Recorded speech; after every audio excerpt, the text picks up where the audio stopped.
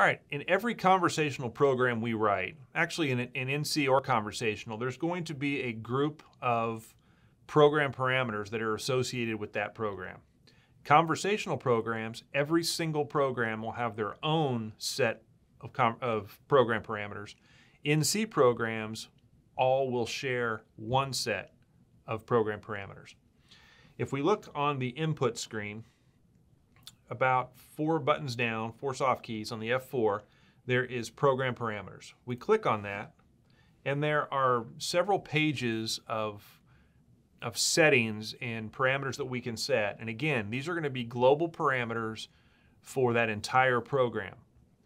If I need to make changes to any of these just for a specific area in the program, I can insert a change parameters block into the program, and from that point on, those new parameters would take effect until I either insert new parameters beyond that or the end of the program when they will revert back to the original. The number of tabs that you have will be determined by some of the software options that you might have on your control. For example, if you don't have probing, the probing tab here won't appear. If you don't have Multipocket and helical ramp entry, then your milling 2 tab won't appear, things like that. But for the most part, these should be there on most machines that are being programmed conversationally. So I want to go through and talk about these program parameters because these are very important to controlling some things. The first one, and something that you will change on every program you write, is the retract clearance. This is the distance that the tool will lift up off of the part between blocks. It's also the point it rapids to before and after a block, as well as where the coolant will kick on. So if I put 1 inch here, the tool's going to rapid down to 1 inch above the part. The coolant will then kick on when the tool's turned on, and then it'll drop down and do whatever cutting it needs to do. When it's done, it'll retract back to that point. So the retract clearance is the one that you will change in every program that you write. It defaults to 99 inches. But you can change that.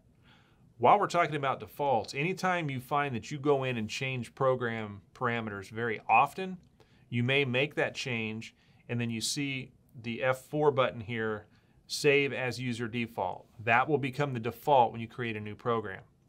Do be careful with that though, because sometimes if you have a reason to change it back to the original defaults and it's not one that you do often, you need to remember that you've made that default change. The next one is an enable Peck retract clearance. If I select that to on, then I get another field that pops up here for my retract clearance. That's going to be in addition to the Z start for each block. So that defaults to off. Again, I change it to on, and then it will open up this field. The rapid traverse, that is the rapid that you will allow, the fastest you'll allow that machine to move. And the reason that's important is because your rapid override pot on the control panel or on your pendant will control a percentage of this number. So if you have a newer operator or you just don't feel that the machine needs to be wrapping it at 1200 or 1700 inches a minute, you can put a value in there that's much lower, and then that's the maximum that the machine would travel or rapid. Your Peck clearance plane, if I am pecking a hole or a pocket, and let's say I'm dropping down 100 thousandths per peck, it's going to drop down to 100, cut that entire pocket, or drill the hole to that depth. It's going to rapid out of the pocket or hole, and then rapid back down in. It's going to stop this distance from the last known depth. First peck offset, this is kind of an important one, and it's a very handy one to use. One of the caveats is if you do use this, you need to make sure that you're either using change parameters blocks, if you use different Z starts in your program blocks, or you need to consistently use the same Z start.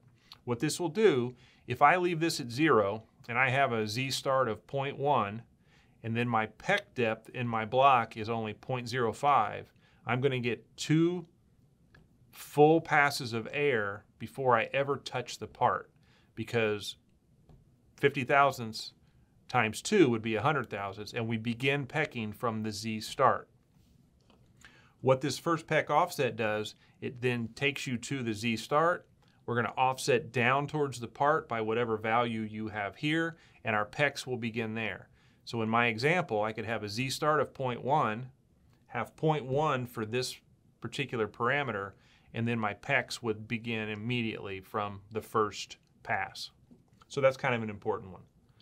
Chord error, something you'll never mess with, but what it is when we internally create a circle, for example, in the control, conversationally, we don't do arcs. It is a bunch of faceted lines, and the chord error is the distance between those facets and the finished or programmed circle or arc. In this case, it defaults to 98 millionths. Again, I really don't think in today's controls there's any reason for you to change this. It's there from historical use in the control when we used to open that tolerance up for roughing, maybe close it down for finishing to make things run a little bit faster. The override lockout, if I turn this to on, none of the override pots on the control panel or on the hand wheel will work. It just keeps everything at 100%, and you can't adjust those by using the pots. If you set this to on, but if you set it back to off, everything opens back up. So there's no password associated with it or anything like that. At the bottom of this first General 1 tab page, it tells you what, if you have a rotary machine or a machine with a 5-axis, whether your rotary axes are in ISO standard or not for programming directions. So that's the General 1 tab. General 2, Depletion Retract, also something that it probably will never be used in today's technology because we have so much memory. But it used to be when we would drip feed the control, we would load a bunch of information into the control. Once the control became starved for information, it would lift up off the part by this distance while it was buffering more information. It kept us from dwelling on the part and leaving a mark. Again, with all the memory and throughput we have today, it's just kind of an old setting, but it's still in there from our historical users. Interrupt Z retract, yes or no? You'll notice on the control panel the little yellow interrupt button. At any time during auto operation, I can hit the interrupt, the Z will head for home, the spindle stops, coolant shuts off, and the control will move into what we call a semi-manual mode. I can move any of the axes around, I can take a tool out, put it back in, things like that. When I'm ready, I hit auto, cycle start, and it'll resume where it left off. However, if I have a inside grooving tool or a key seat cutter, there are times when I don't want that Z axis to retract when I hit the interrupt, and I want to make sure that no one inadvertently does it when there's a tool that shouldn't happen on.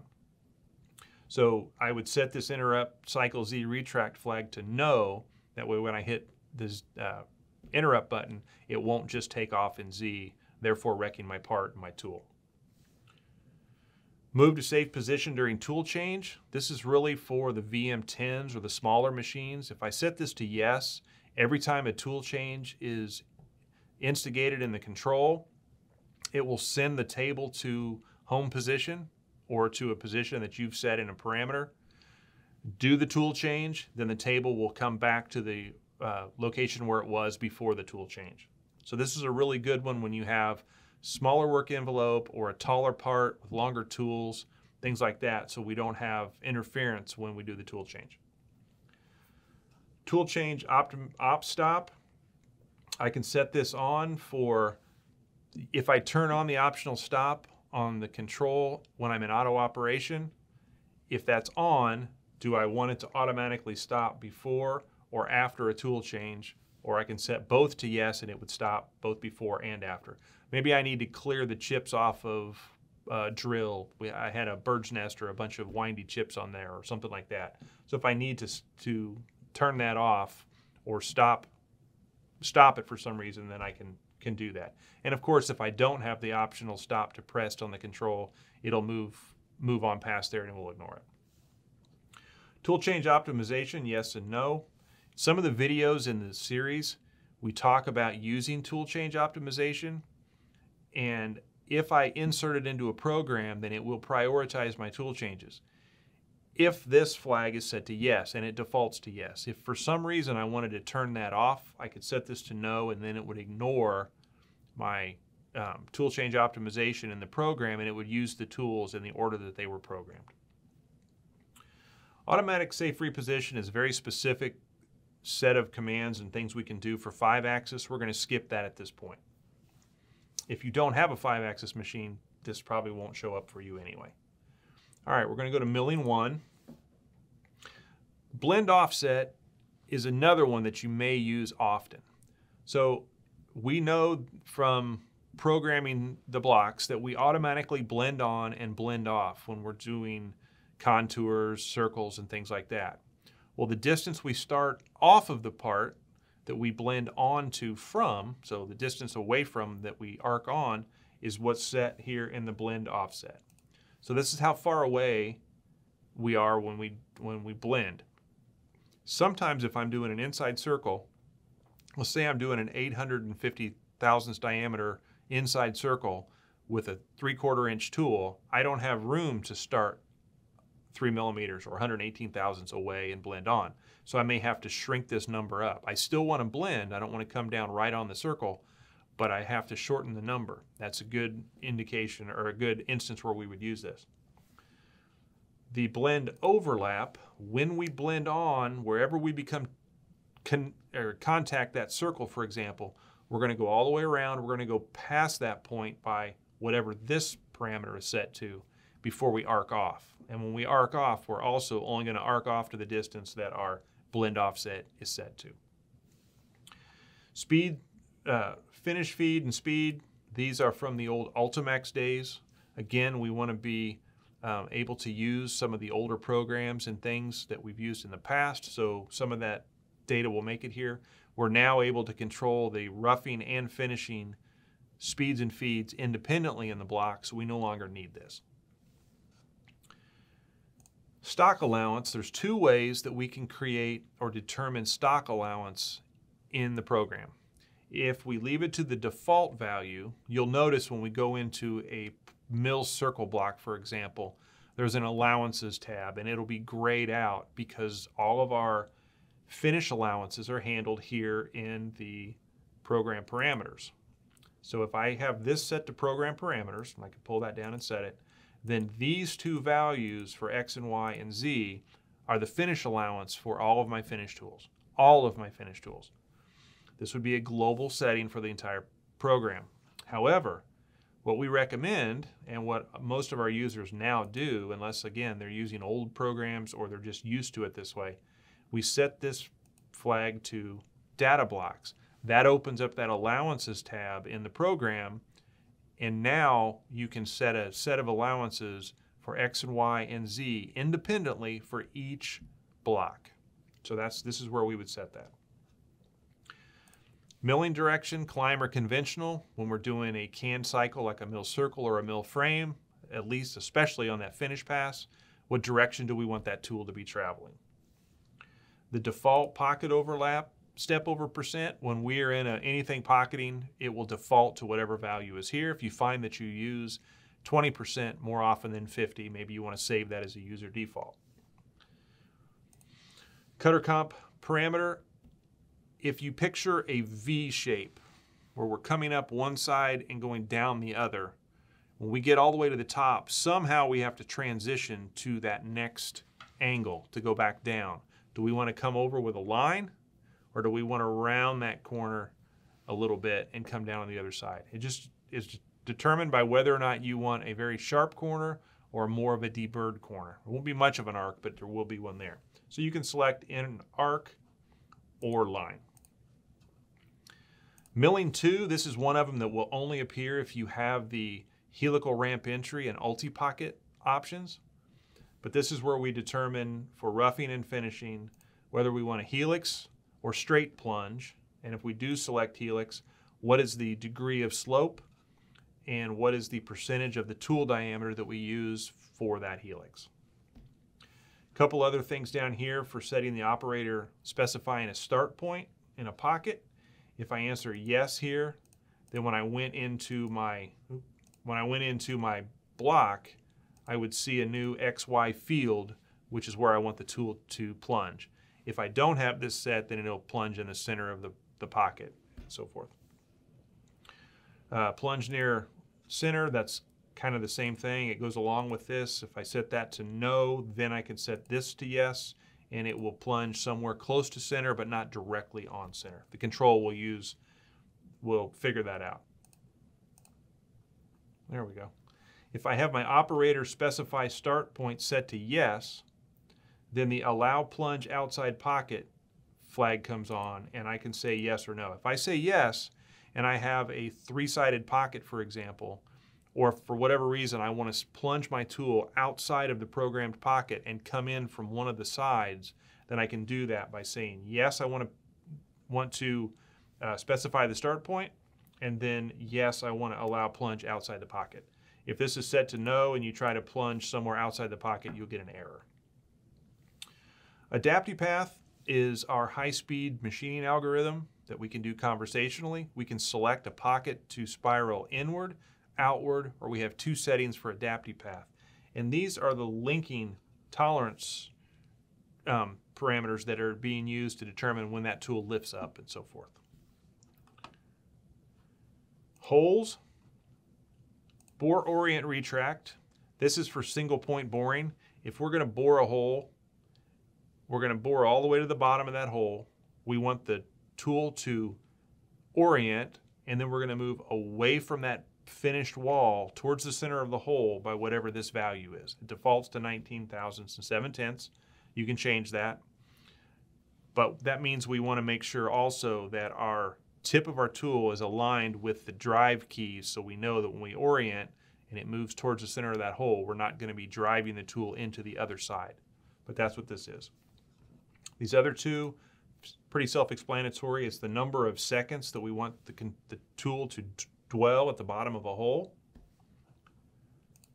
We're going to retract the tap at this percentage of the feed rate in. So if I have a 1/4-20 tap and I am feeding in at whatever the feed rate would be, then I'm going to retract out of that hole by this percentage of my program feed rate. It can go up to 1,000%. And do you want to allow the interrupt button to be accessible or to be useful in a boring or reaming instance? If I'm using a ream, it's not really going to matter. I can interrupt that. If I'm using, again, that single point boring tool, I probably don't want to interrupt and drag that tool tip right up out of the surface or the finish that I'm doing, so I would put this to no. So that's what this one is. Probing. Do I want to automatically monitor my tools? I can answer yes to this for incoming, outcoming, or both. For example, I want to check the outgoing tool to make sure it didn't break during the last process. And then I can have it automatically touch off for length and diameter, and then give a tolerance for those when that tool will be determined defective.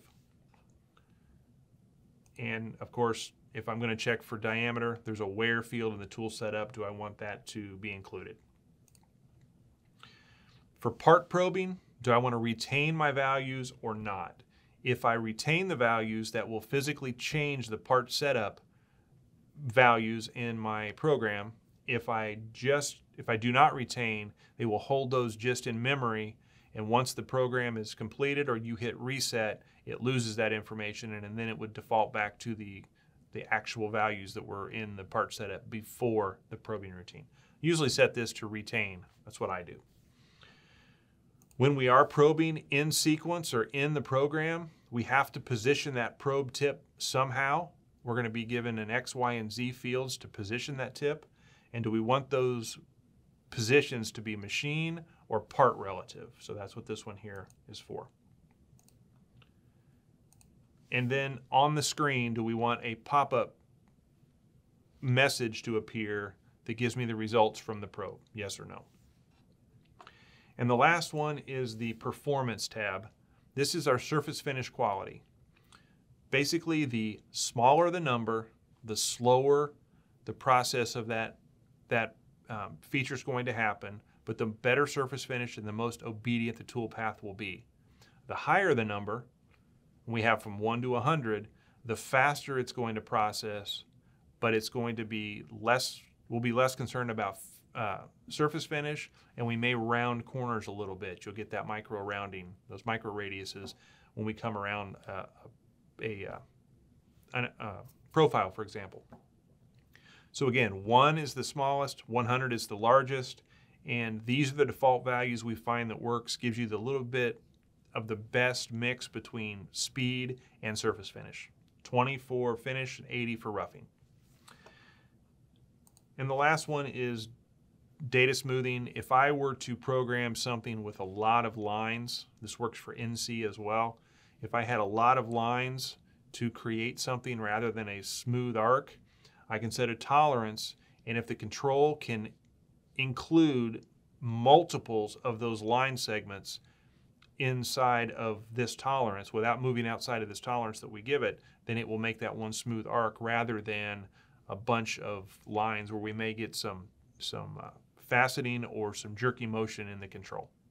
So that's the program parameters. Remember, there's going to be one for every program you write, every conversational program, and probably the one that you will go in here and change on everything that you do will be this first one on the General 1 tab, the Retract clearance.